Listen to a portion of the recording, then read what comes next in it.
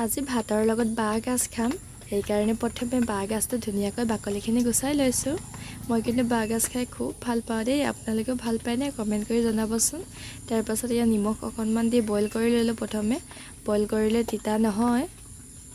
তাৰপাছত এতিয়া ঢেকীয়া জোল বনাইছোঁ সৰু মাছ দি, লগত খৰিচাও দিছোঁ। তাৰপাছত এই কেৰাহীত তেল ঢালি পিঁয়াজ দিলোঁ।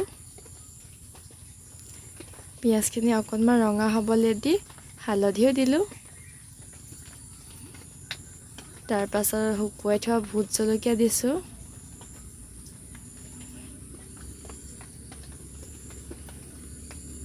হালধিখিনি মই তেলতে দি দিওঁ। এতিয়া বইল কৰি থোৱা বাঁহগাজখিনি দি দিলোঁ। এতিয়া ধুনীয়াকৈ লৰাই লৈছোঁ। এয়া হৈয়ে গ'ল খাবলৈ। আজি ৰাতিপুৱা ভাত সাজ এনেকৈয়ে খালোঁ। এয়া ঢেকীয়া জোল আৰু বাঁহগাজ ভাজি, মাছ পাতত দিয়া, তাৰপাছত নিমখ আৰু জলকীয়া আৰু ওপৰতে নেমু এটুকুৰা লৈছোঁ। আজিলৈ ভিডিঅ'টো ইমানেই আছিল, বাই।